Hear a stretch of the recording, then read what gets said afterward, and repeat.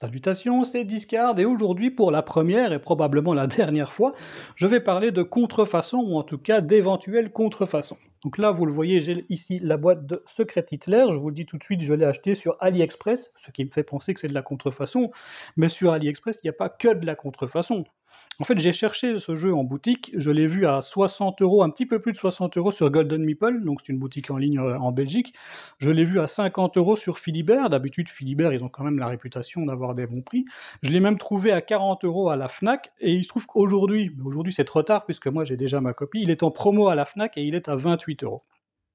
Moi je l'ai payé 20 euros. Est-ce que c'est une contrefaçon? Est-ce que c'est juste un bon prix? Je ne sais pas. Bon, il se trouve qu'il y a des petits coups sur la boîte. On sait comment AliExpress livre ses colis. C'est pas dans des boîtes, c'est dans des sacs. Voilà, on voit qu'il y a des petits coups ici sur le crâne, mais rien de bien méchant. Je sens ici en dessous que j'ai une bosse. Donc là, on voit qu'il y a effectivement un petit coup dans la boîte. Les coins sont un petit peu ratatinés, mais rien de bien méchant. On voit que c'est du Made in China, printed by AdMagic. Je ne connais pas les imprimeries, hein, donc ça, je ne sais pas vous dire. Est-ce que l'original est imprimé dans cette même entreprise? Je ne sais pas.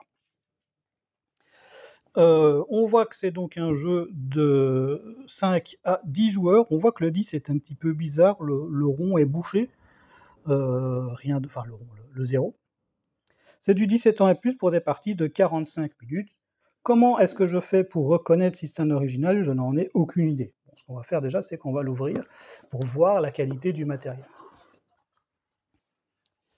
Bien sûr, on a un manuel qui sera full en anglais. Ça, je le savais, c'était marqué sur le site. Effectivement, on voit que c'est en anglais.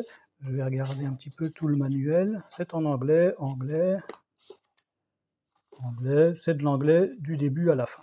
Ok, jusque-là, pas de surprise. J'avais prévu le coup, donc je me suis simplement imprimé des règles en français. Ça vient du site BGG, Board Game Geek. Comme ça, je pourrais mettre ça dans la boîte. Pas de problème. Ensuite, on a un premier plateau de jeu. Je vais écarter un peu la boîte. Un plateau qui est fasciste d'un côté et libéral de l'autre. On voit qu'on a des petites dorures dessus. J'ai envie de dire comme sur l'original, mais si ça se trouve c'est l'original, comment je peux savoir? Voilà. On en a un deuxième. J'imagine que la différence c'est en fonction du nombre de joueurs, donc c'est bien ça. Là on voit c'est du 9 à 10 joueurs, ici c'est du 7 à 8 joueurs. Au verso, on a donc le plateau libéral. Là, ils indiquent pas le nombre de joueurs, mais du coup, c'est celui qu'on n'utilise pas. Enfin bon, je me comprends. Il y en a un troisième. Ça, c'est du 5 à 6 joueurs, donc 3 beaux plateaux de jeu. Bon, c'est du carton normal. Pour un plateau de jeu, c'est très, très correct. C'est même plus que correct. Je vous remets la boîte. On a les fameux, je sais pas comment on appelle ça, les trucs pour indiquer le chancelier, qui sont en bois avec des règles évidemment toujours en anglais à l'arrière, mais ça c'est pas très, très grave. Alors j'ai choisi Secret Hitler en import comme ça anglais, en sachant qu'il n'y a pas de texte dans le jeu, il n'y a pas de texte sur les cartes, il y a juste quelques règles sur ces trucs-là en bois, mais voilà, ça sera pas du tout un problème. Moi j'ai l'impression que c'est un original en fait. Je pense que j'ai payé Secret Hitler 20 balles sur AliExpress. Je sais pas. Est-ce qu'il y a une grosse différence? Dites-moi dans les commentaires si vous avez l'original, s'il y a quelque chose qui vous saute aux yeux.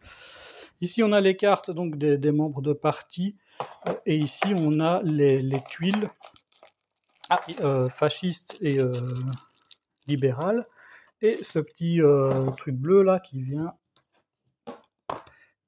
ici. Voilà. Je vais déballer ça pour voir un petit peu à quoi ça ressemble. Voilà, donc les petites tuiles libérales. 1, 2, 3, 4, 5. 5 libérales. Ah ouais, ok. 1, 2, 3, 4, 5, 6, 7, 8, 9, 10, 11. 11 fascistes et 5 libérales. Ouais, tu m'étonnes qu'ils sont passés. Donc voilà, on va regarder un petit peu les cartes si j'arrive à ouvrir.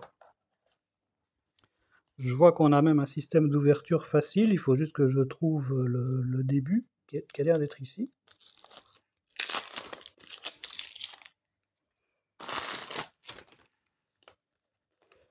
La qualité des cartes, bon, celle-ci, on voit qu'il y a un petit coup dedans.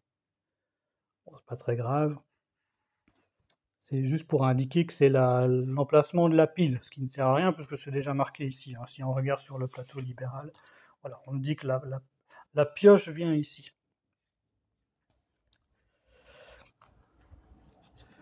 La défausse vient ici. On a des cartes Ya. Alors la qualité des cartes, écoutez, bof, c'est du carton normal, c'est pas tressé ni rien, c'est pas foufou, on va pas se mentir, mais j'ai connu pire, hein. Je pense par exemple à Dinner in Paris, qui avait des cartes absolument dégueulasses. Le jeu est très bien, hein, Dinner in Paris, mais les cartes étaient vraiment dégueulasses, donc je les avais slivées directement. Donc on a les cartes Ya, les cartes Nine.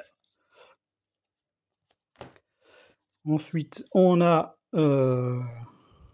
les rôles libéraux, voilà.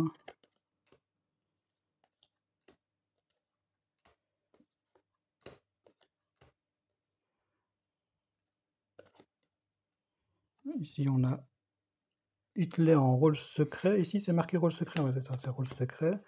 On a les rôles fascistes. On a les cartes de membres de parti, donc libéral, libéral, libéral, libéral, et fasciste, fasciste, fasciste. Ok, on a un petit peu tout vu. Il nous reste juste le paquet d'enveloppes, dans lequel je vais devoir ranger à chaque fois une carte oui, une carte non, une carte fasciste et une carte de membre de parti. Et voilà. Donc même les enveloppes, écoutez, c'est des enveloppes tout à fait normales, tout à fait correctes. Il ne reste plus que le thermoformage,